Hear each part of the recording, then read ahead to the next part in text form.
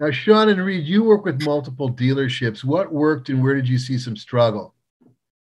Yeah, I feel like as a team of executive coaches and consultants, that car motivators that we were really lucky and blessed to have awesome dealer partners, and we retained almost every single one of them through the pandemic.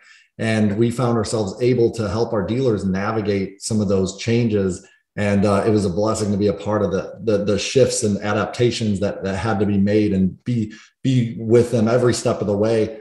And I think what both Paul and Steve are talking about was crucial, right? It was making a much faster adaptation and being creating flexibility throughout your sales process.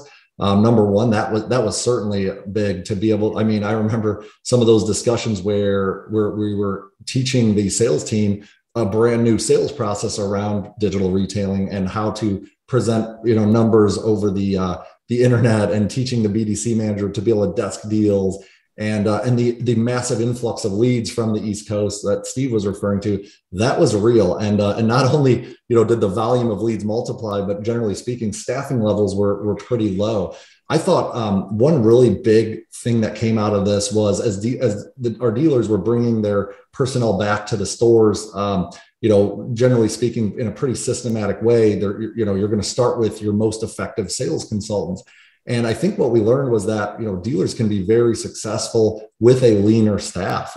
We can sell as many cars or more when you have the right people on your staff. So to me, it really reinforced the fact that, having the right people on your team is better than having enough people on your team. And I thought, Paul's average before the pandemic, Paul, correct me if I'm wrong, but your team, they were about 18 sales per salesperson on average per month, right? And now I think the pandemic drove that up significantly into the mid-20s. Am I right? Yeah, actually, yes, to the point where, I had always focused on salesman retention, and to me, the way to keep good salesmen is to help them earn more money.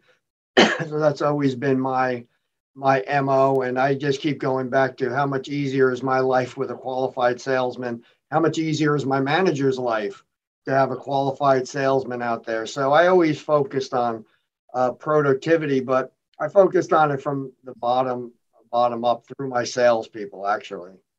Yeah. And I think one thing that worked very well for the dealers that imparted this was, we talked about transparency on the customer side, but also on the personnel side. The dealers that were willing to, take a stand, like, hey, we're going to be in business, we're staying open, here's what we're doing, and then communicate that effectively to their entire team. I think that transparency goes a long way, because, I heard horror stories of dealers that had, PPP money, didn't explain to their team how that was being, used or distributed. And at the end of the day, that's the owner's right, to communicate what they want. But I found that the dealers that were communicated the process, the expectations, this is how we're going to manage our personnel, this is how we're going to bring people back to the showroom floor when they open back up. The better the transparency and communication, the more successful they were. So, I think those are some of the biggest strategies that helped our dealers succeed during the pandemic. And it's interesting how, it's not a pandemic now, but we have similar things we need to adapt to. I look forward to talking to you guys about that. Thanks for the insight, Sean. Appreciate that.